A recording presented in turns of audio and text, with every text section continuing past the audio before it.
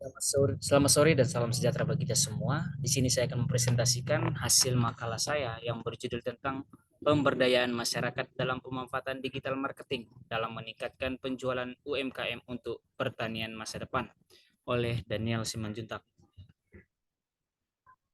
Sebagai latar belakang, yang dimana mekanisme pertanian sudah ada di Indonesia sejak lama, tetapi petani Indonesia sulit menerimanya. Oleh karena itu, kelembagaan dan penyuluhan harus berperan sebagai pendidik dan melacak petani sampai mereka dapat mengadopsi teknologi. Karena teknologi yang baik harus tepat guna, tepat jumlah, dan tepat sasaran, sehingga tidak semata-mata menggunakan teknologi yang sedang berkembang.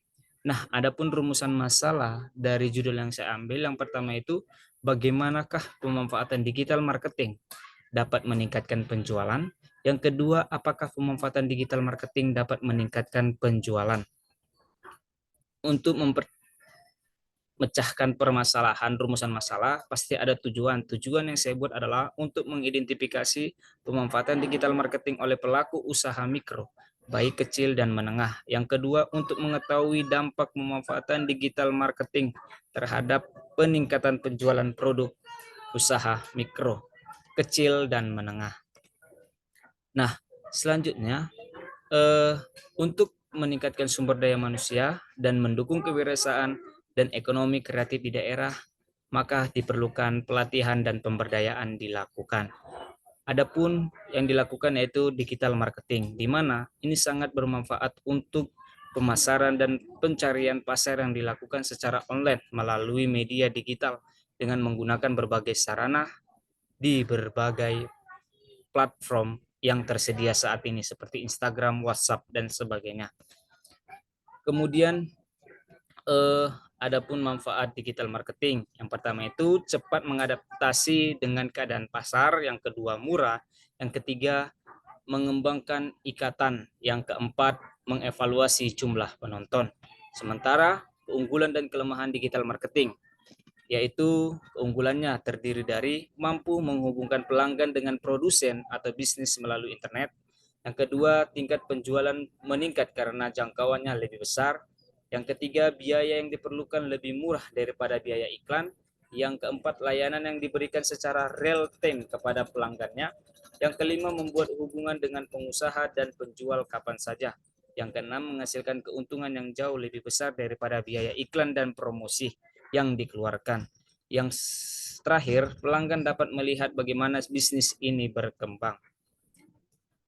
Adapun kelemahan dari digital marketing, yang pertama itu mudah untuk ditiru, banyak pesaing, risiko pada reputasi perusahaan, bergantung pada teknologi dan internet, biaya awal tinggi, serta banyak pelanggan masih membeli barang secara offline. Nah, kemudian ada strategi digital marketing. Yang pertama, menggunakan sosial media dalam strategi pemasaran perusahaan. Selain murah, itu mudah digunakan dan memiliki fitur untuk membuat konten yang menarik.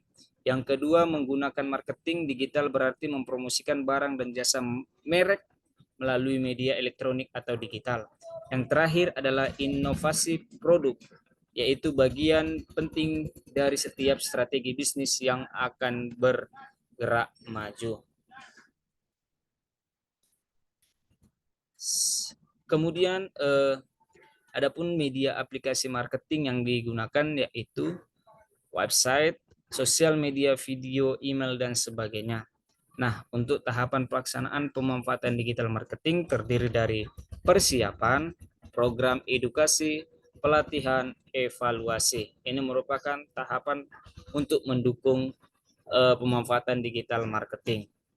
Nah, sebagai penutup dari kesimpulan presentasi saya, yang dimana bahwasannya eh, kita harus mencoba untuk memperbaiki dan menyempurnakan kekurangan yang mungkin dimiliki oleh pelaku UMKM saat menggunakan perusahaan digital.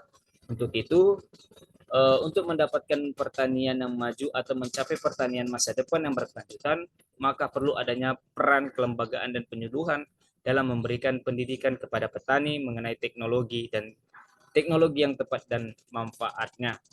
Sementara itu, transformasi digital telah menciptakan paradigma baru dalam dunia bisnis.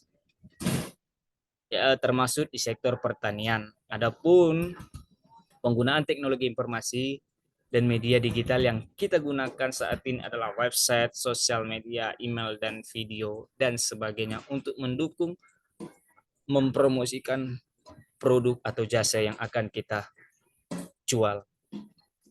Sebagai saran dari presentasi saya ini atau PPT saya ini, yang pertama perlu dilakukan pendidikan dan pelatihan lebih lanjut kepada petani mengenai manfaat mekanisme pertanian dan integrasi teknologi dalam praktik pertanian sehari-hari. Yang kedua, kelembagaan dan penyuluhan harus aktif memberikan pemanfaatan dan membimbing petani hingga mereka dapat mengadopsi teknologi yang efektif. Yang terakhir, pelaku UMKM perlu didorong untuk mengadopsi strategi digital marketing sebagai bagian integral dari upaya meningkatkan penjualan dan keberlanjutan bisnis mereka. Mungkin sekian presentasi yang dapat saya sampaikan. Sekian dan terima kasih. Apabila ada kekurangan saya mohon maaf, pada Tuhan saya mohon ampun. Selamat sore dan salam sejahtera bagi kita semua.